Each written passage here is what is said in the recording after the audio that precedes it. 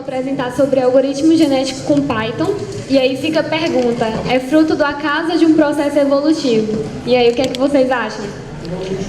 Bom, vamos ver, né? Antes de começar, queria dizer que antes que alguém pergunte se vai ser usando alguma biblioteca, não vai ser usando alguma biblioteca. Eu procurei estudar como funciona a implementação de um algoritmo genético. Então, vou falar basicamente sobre o funcionamento. Então, eu vou falar de algumas formas de implementar, porque existem várias. E aí, se vocês pesquisarem, a partir das que eu vou mostrar aqui, vocês vão ver que existem várias formas matemáticas de chegar a um modelo para fazer um algoritmo genético, porque ele é feito com base em heurísticas e de formas aleatórias. Pythonista, sou cofundadora da PyLadies Teresina, tenho um blog que ainda está em construção, porque à medida que eu vou aprendendo, eu vou fazendo as coisas, no meu blog chamado Anônimo Terminal. E é isso aí, minhas redes sociais. Bom, um cara estava lá no Quora, perguntou se é possível predizer os números da loteria com algoritmos genéticos, ou com algoritmos evolucionários. E aí, ele pergunta se alguém já conseguiu chegar e resolver com métodos estatísticos, porque as pessoas estão buscando isso e tal. Aí vai lá um cara e diz assim, rapaz, se alguém disser, eu acho que ela não vai te contar a resposta não, né? Ela vai jogar na loteria. E aí vai lá alguém e concorda. E aí ele disse que as chances das combinações são explosivas, e aí cada vez que o jogo reseta, não há leis. Então, Happy Hunger Games. Bem-vindo aos Jogos Vorazes. Bom, vou falar da base biológica e aí vou acabar respondendo aquela dúvida do começo. Então, se você achou que era fruto do acaso... Bom, a base biológica é feita baseada no princípio de Charles Darwin. Então, não é o mais forte das espécies que sobrevivem, nem o mais inteligente. É o que melhor se adapta às mudanças. E aí, isso é a base do algoritmo genético e dos algoritmos evolucionários. Então, ele é inspirado em modelos biológicos, na teoria do Charles Darwin e nas teorias de Mendel. Por quê? Porque o algoritmo genético é uma parte de algoritmos evolucionários. E os algoritmos evolucionários vão funcionar com base em otimização. E aí, a otimização vai se basear em melhorar entradas para dar boas saídas, o que no caso são soluções ótimas, são soluções viáveis para algum problema. E aí a teoria de Darwin, a gente tem que vai precisar de quê? Do que a gente aprendeu em biologia. Vai ter uma seleção, vai ter reprodução das espécies e vai ter as mutações para chegar a um melhoramento genético. E isso porque também é baseado na genética de Mendel, porque isso é manipulado. Então, a gente vai manipular para isso acontecer. Então, muitos termos também foram emprestados da biologia para a programação evolucionária e para os algoritmos genéticos por consequência, que no caso vão ser indivíduos, população, gerações, mutação, crossover, e aí vários outros termos técnicos que entram no algoritmo genético. Bom, então o que são técnicas de otimização? De onde vem? É de comer? Então, isso é arte, rapaz. Bom, basicamente, em técnicas de otimização, o que eu vou ter, no caso, vão ser um conjunto de entradas. Nesse conjunto de entradas, em algoritmos genéticos, eu vou ter uma população. Essa população vai ter o meu espaço de busca, que vai ter as soluções ótimas e as soluções viáveis. E aí, nesse processo, o que eu vou fazer? Eu vou tentar fazer a otimização. Então, nessa otimização, eu vou tentar buscar as melhores soluções. E aí, nem sempre eu vou ter as soluções globais ótimas, porque como geralmente problemas NP, então não há tempo de resolver isso em uma heurística usada algoritmo genético. Então, eu vou ter um conjunto de saídas que vai chegar perto da solução ótima, e por sorte, talvez seja a solução ótima. Em alguns casos, como na implementação, nas duas implementações que eu fiz, eu consigo chegar na solução ótima porque o meu problema é de complexidade muito baixa. Porque é só um exemplo, mas em casos que são mais complexos, provavelmente você não consegue chegar. E aí, a definição do termo melhor em otimização vai variar muito, porque depende do problema que você quer resolver. Então, em termos matemáticos, a gente vai ter a minimização e a maximização de um problema. E aí, o conjunto das soluções vai ser um espaço de busca, onde você vai buscar as soluções ótimas. E aí você vai ter as soluções que chegam perto da solução global. E aí, um problema de otimização pode ser representado por uma função, como todo mundo conhece, né? Que vai ser uma função definida em um conjunto, que é definido nos reais. E aí, nessa função, se for uma minimização, eu vou ter que f de x é menor, f de x0 é menor ou igual que f de x, para todo x em A. E o contrário na maximização. Então, o que é um algoritmo genético? Vamos ver se a gente vai programar os DNA agora, né? Bom, não. Por enquanto. Eu vou tentar resolver problemas que são NP, porque no caso, como eles vão demandar muito tempo e poder computacional, vou precisar de heurísticas, e o algoritmo genético vai tentar se aproximar. Algoritmo genético vai ter uma vantagem sobre outros algoritmos evolucionários, como a busca aleatória, porque ele vai tentar evoluir o meu problema. Então, se ele vai tentar evoluir as soluções, e eu vou ter uma função objeto que vai tentar aproximar a minha solução da solução global, então eu vou chegar bem perto do problema. Talvez não resolva ele, ou talvez resolva por sorte, porque também conta com aleatoriedade, mas conta com o melhoramento. E aí a gente chega bem perto de resolver. Isso são também problemas abertos, né, da computação, então quem quiser depois disso aqui estudar, vamos lá tentar, né? Bom, a falha de métodos baseados em gradientes, eu vou explicar porque eu vou mostrar ela a partir de um gráfico.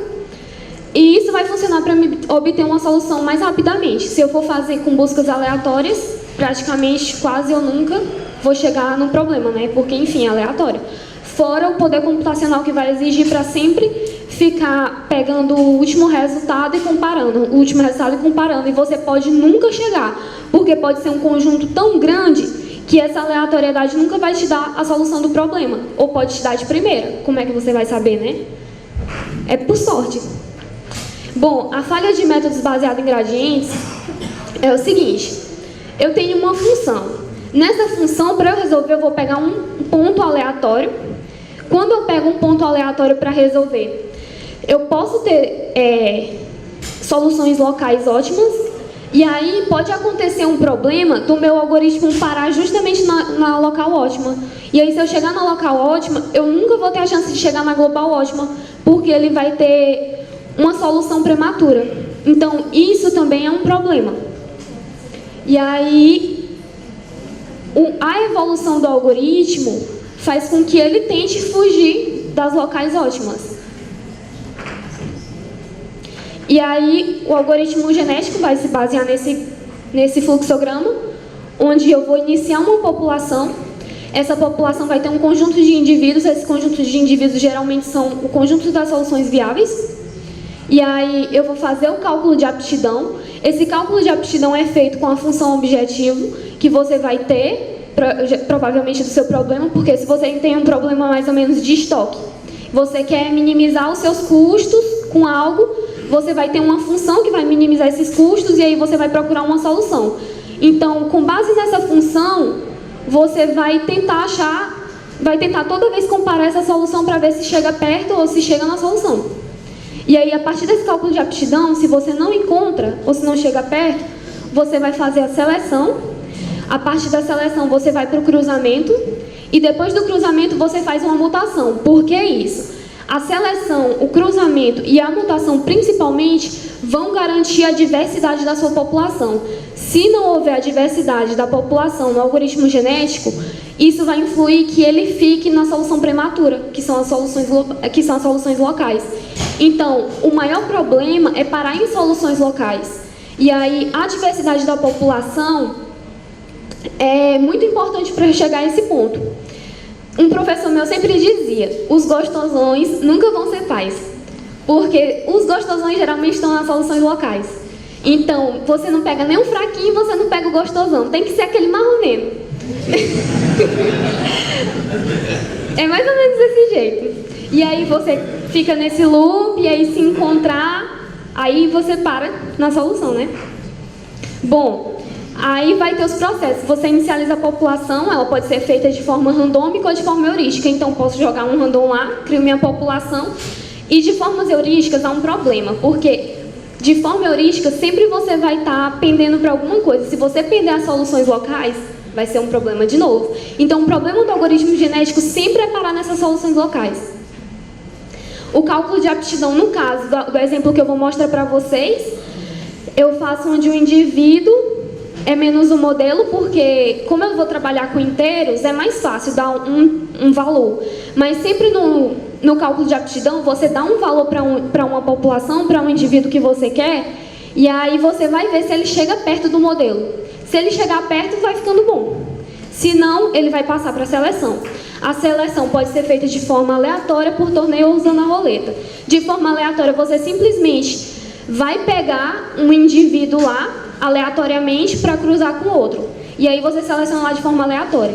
Quando é por torneio, você vai fazer isso pegando os melhores que são feitos. Você pega de forma aleatória, só que depois que você pega alguns de forma aleatória, você vai olhar qual deles tem o melhor cálculo de aptidão.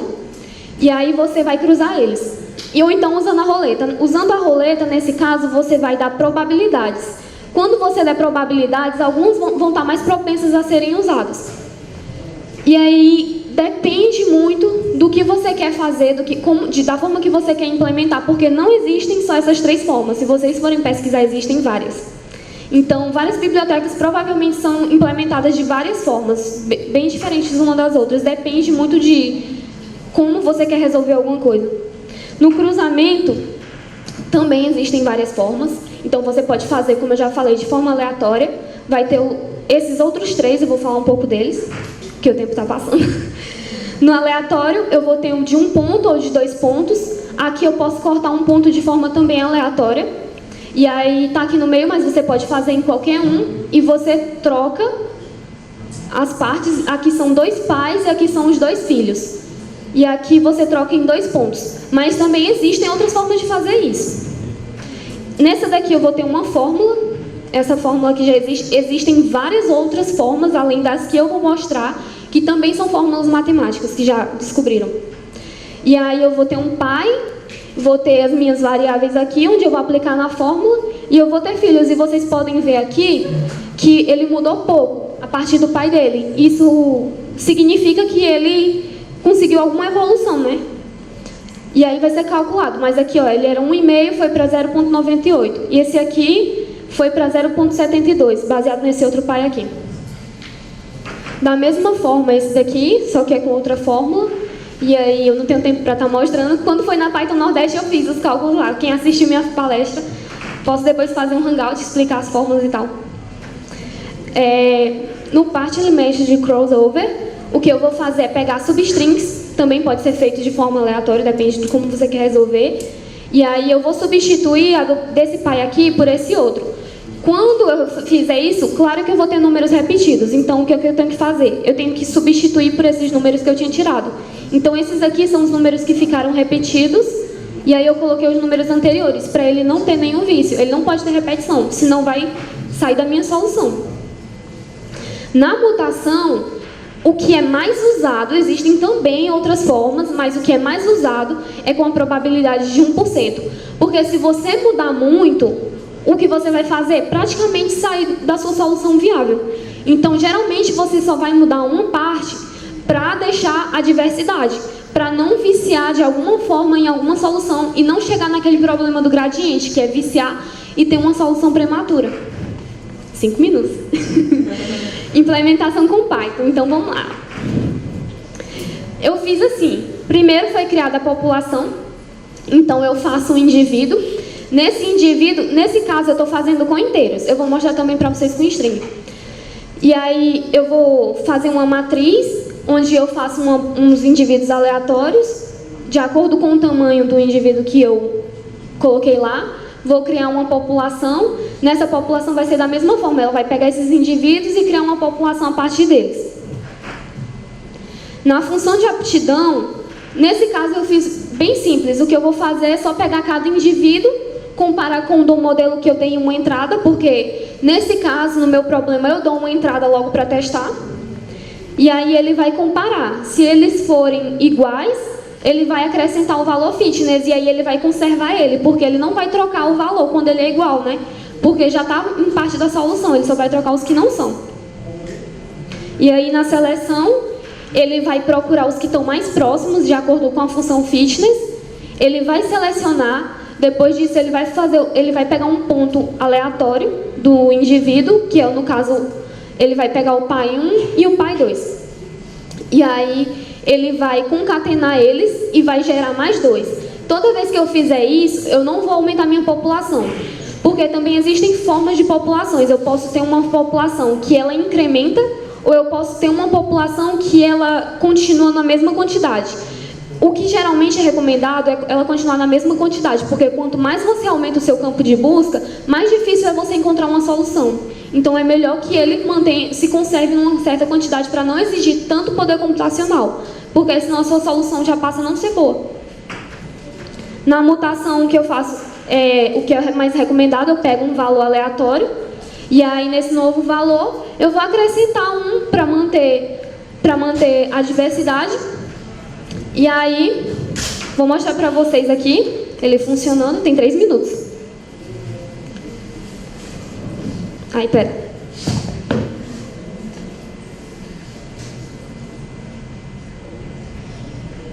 Bom, eu vou colocar aqui de 1, que é mais fácil para vocês visualizarem, porque se eu colocar valores não vai dar para enxergar direitinho.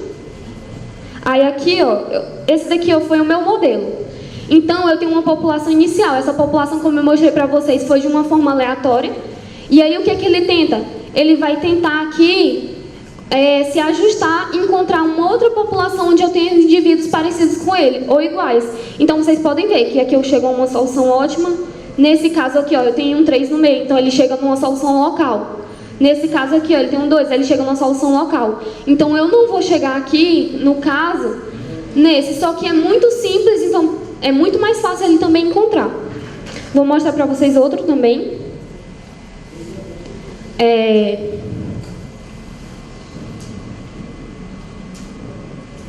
Nesse caso aqui já é com string, então vou colocar aqui.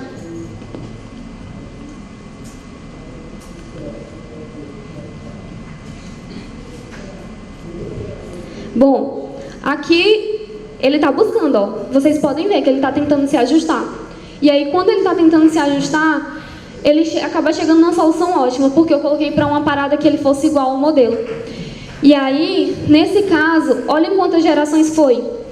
1183, mas se eu fizer de novo, vamos ver quanto é que ele dá.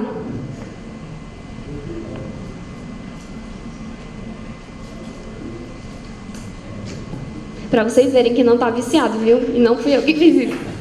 Assim. Foi 1183 a última vez. Olha, 1125. Então isso é feito de forma completamente aleatória. Se eu fizer agora aqui colocando, tipo, a palavra inconstitucionalissimamente, vamos ver quanto é que ele dá.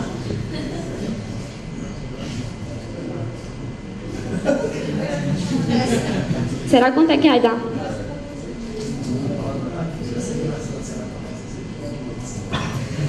Quanto maior for, mais desempenho ele vai exigir. Então, pior vai ser. Se eu testar de novo. Vou tentar colocar assim coisas bem aleatórias, tipo uma frase. Diga uma frase aí, rápido. Só tem 46 segundos. É melhor morrer do que perder a vida. Nossa!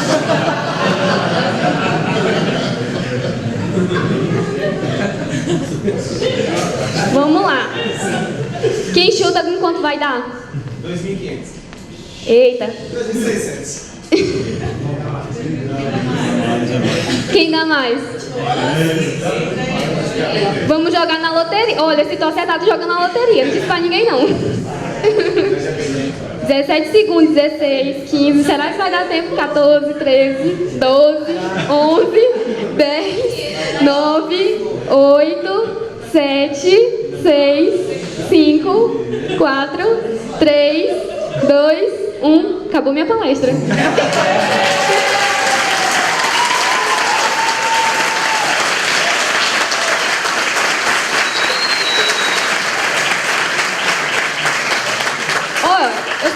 10 minutos, será? Ó, tem mais 5 aqui agora. Menino, tu botou... Rapaz, gostei do teu teste aí, viu? Eu gosto é de quebrar as coisas pra testar de novo. Mas tá chegando perto, vocês estão vendo, né? Eita, estão duvidando, vai funcionar. Não sei quando, mas vai. Aí, uma coisa que pode acontecer é pra não demorar esse tempo todo, dependendo do seu problema, você pode ter vários tipos de paradas. E aí você pode colocar um limite de tempo, você pode colocar um limite na função de aptidão. Eita! Isso também é pra vocês verem que eu posso não chegar na solução global. Eu posso chegar numa solução ótima e aí o meu algoritmo não é viciado.